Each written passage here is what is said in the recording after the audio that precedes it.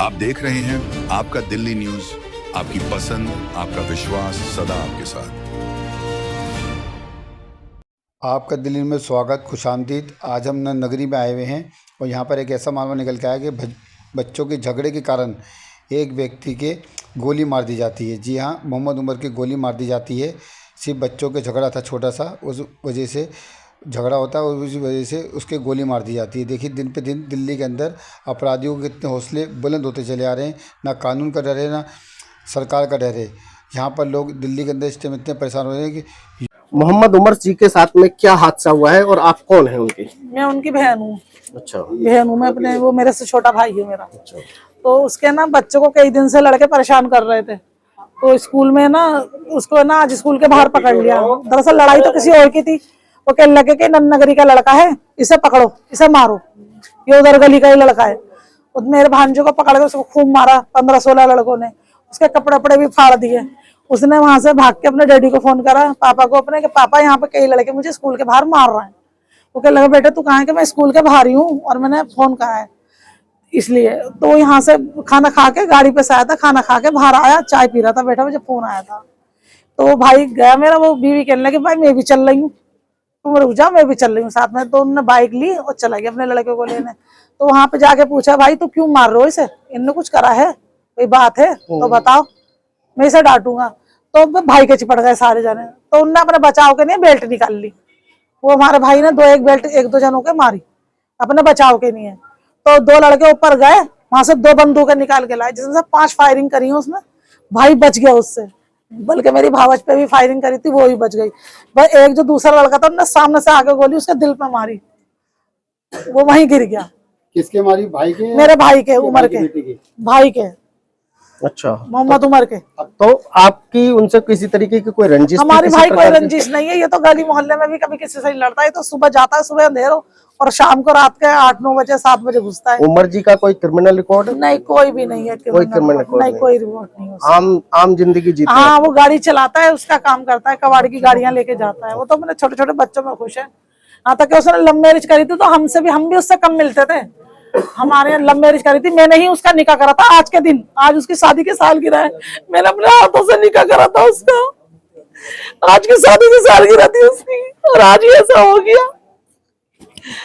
अब आप प्रशासन से क्या कहना चाहते हैं? क्या ये चाहते हैं उनको फांसी हो। मुझे किसी से कोई कुछ नहीं चाहिए, किसी से कुछ नहीं चाहिए। बस ये चाहती वो अंदर जाए, फांसी हो, उन्हें इंसाफ चाहिए। उनके परिवार में कितने लोग हैं?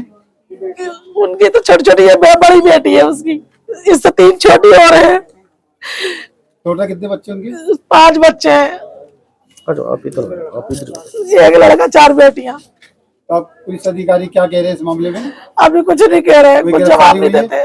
गिरफ्तारी सुनने में आया, 2 जनों की गिरफ्तारी हुई है। साले को पकड़ा था, उसे छोड़ दिया। अब आप क्या कहना चाहेंगे? बस यही चाहती हूँ मैं सरकार से कि हमारे को इंसाफ मिले। हमारे को हमारे बच्चों के कातिलों को फांसी चाहिए। हमें कुछ नहीं चाहिए, रोटी तो हम कमा के भी खा लेंगे, पर हमें इंसाफ चाहिए। हमारा जो चला गया हम उसे कहाँ से लाएंगे? छोटे छोटे बच्चे कैसे करेगी? उसका तो कोई कमाने वाला नहीं, उसका तो कमाने वाला ही जड़ गया। कितनी उम्र थी उनकी? 33-34 साल का ही था कुल। कौन सी सालगिरह थी आज उनकी? उसकी 18वीं सालगिरह थी। 18 साल हो गई थी शादी को, सालगिरह थी शादी। जी हाँ, आज के दिन ही शादी मैंने खुद अपने हाथों से करी थी। मैंने लव मैरिज करी थी। आप उनकी कौन? मैं उनकी बहन हूँ। बड़ी बहन जी। क्या नाम है आपका? कयामुद्दीन। कयामुद्दीन साहब, आपके दामाद के साथ में क्या हादसा हुआ है? भाई हम तो घर पे थे, बच्चे की खबर आई कि वहाँ बच्चों में झगड़ा हो गया। अब यहाँ से ये गए, दोनों हस्बैंड वाइफ, उसके 15 मिनट के बाद यहाँ खबर आती है कि गोली मार दी। मेरे क्या नाम है सर आपका? अंसार अहमद। अंसार अहमद साहब, आप किसी रिलेटिव हैं इनसे? ये हमारे समझ लो जो घर है, ये बचपन हमारा यहीं गुजरा, तो हमारे बचपन से ही मतलब इनको सब लोग साथ में रहते हैं। रहता है। तो कैसा नेचर था इनका जिनका साथ लड़का बहुत हादसा बढ़िया था, आज तक कोई ऐसी उसकी बात नहीं सुनी। जब ये 5:30 बजे हादसा हुआ, सुनने में आया तो उसका बड़ा सदमा सा लगा, क्योंकि हमारे मोहल्ले में पहले भी एक हादसा हो चुका था। हमारे बच्चों को एक्सीडेंट हुए थे, 4 एक्सीडेंट हुए थे यहाँ, उसके बाद ये हादसा हुआ दोबारा। मतलब आपका मोहल्ला इतना अच्छा है कि आप लोग एक दूसरे को कोऑपरेट करते हैं? जी हाँ। तो आज क्या हादसा हुआ इनके साथ में? सुनने में यही आया था कि बच्चों की लड़ाई थी, बच्चों की लड़ाई में बीच बचाव करने के लिए दोनों जने यहाँ से गए थे। दोनों मियाँ बीवी हाँ, और वहां जाके जो है हाथापाई सी हुई और फिर पता चला कि वो गोली मार। किस टाइम का वाकया है ये करीब 5:30 से 6 बजे के बीच।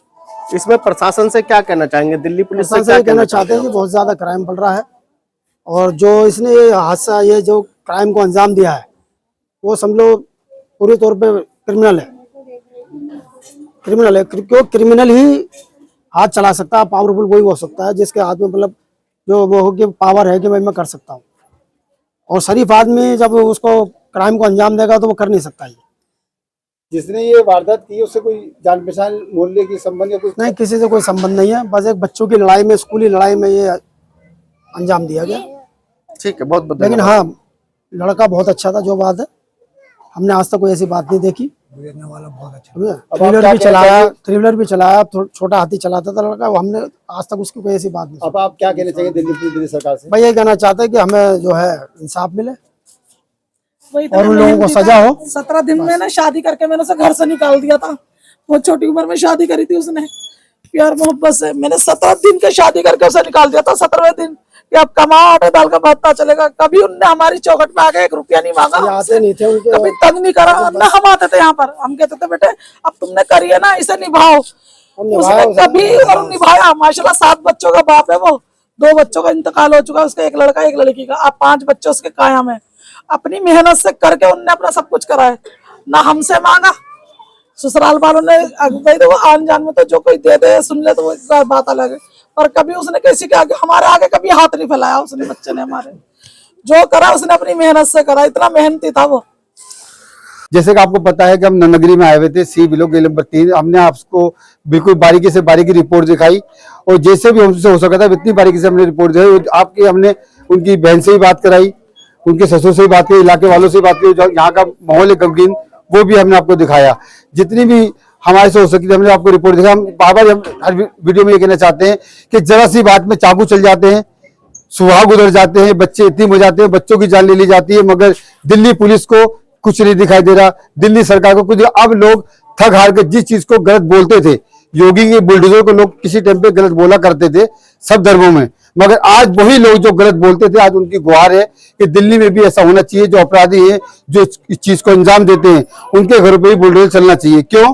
क्योंकि अपराध रुक नहीं रहा, अपराधी रुक नहीं रहे।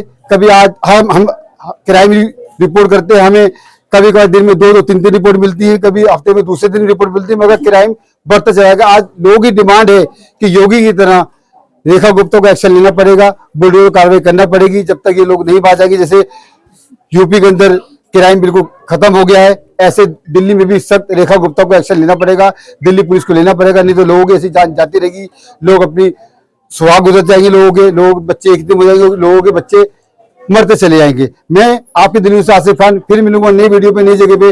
जब तक के लिए जय हिंद।